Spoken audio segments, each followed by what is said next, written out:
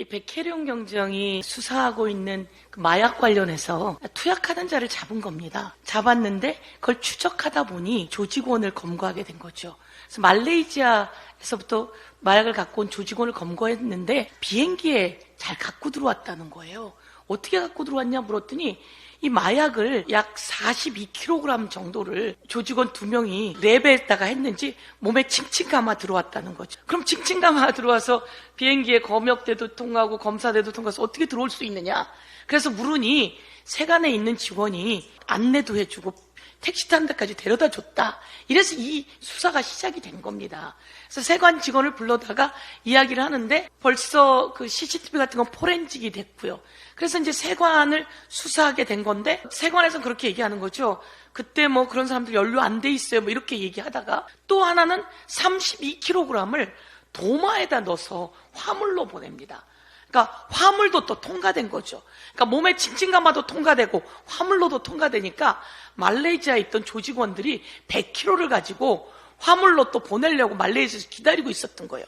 근데 이 백혜룡과 더불어서 15명의 경찰이 이들을 잡았고 말레이시아의 공조에서 말레이시아 쿠알라룸푸르에서 우리나라로 100kg를 보내려고 했던 자들까지 일망타진하는 겁니다. 약 174kg이니까 이거 엄청난 양입니다. 이런 사람에게 상을 줘야 되는 거 아니겠습니까? 상을 줘야 되는데 여기에 압력이 들어오기 시작한 거죠. 그래서 서울청으로 이관하라고 하니까 여기 이첩이 나옵니다. 그 박정훈 대령 그 수사를 이첩 보류하라고 하는 것처럼 이것도 서울청으로 이첩하라 그러는데 백혜룡 이 경정 등이 저항을 하니까 이첩은 반려가 됩니다. 근데 여기서 되게 웃기는 건 이 얘기입니다. 조병노도 윤희근 경찰청장이 징계하라 그랬는데 불문에 붙이고 인사혁신처에서 봐주지 않습니까?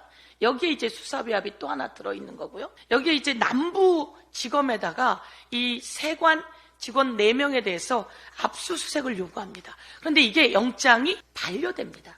그러다가 10일 있다가 영장이 발부가 되고요. 그리고 남부지검에 또 이야기합니다. 이 세관에 있는 컴퓨터하고 이거 압수수색해달라. 근데 이것을 발부하지 않고 그 영장을 2차례나 반려하게 됩니다. 이게 남부지검까지 같이 있는 거죠. 그래서 남부지검을 바꿔달라고 요구하니까 그때서야 이제 이 백혜룡 경정을 징계하고 감찰하게 되는데요. 그래서 제가 이제 드리고 싶은 말씀 하나.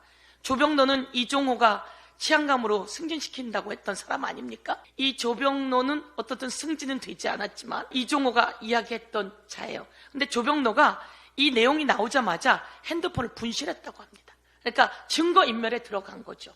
증거인멸에 들어가고 자기가 아는 사람들에게 내 핸드폰 전화번호 바뀌었어 라고 알리바이를 만들고 있고요. 그 다음에 이때 연루되었던 세관 직원 휴대폰이 초기화됐다고 합니다. 그래서 포렌직을 할 수 없다고 합니다. 이런 엄청난 마약 조직은 여러분 그들도 있지만 누군가 봐주기 위한 조직이 어디에 어떻게 되어 있는지 모르는 일입니다.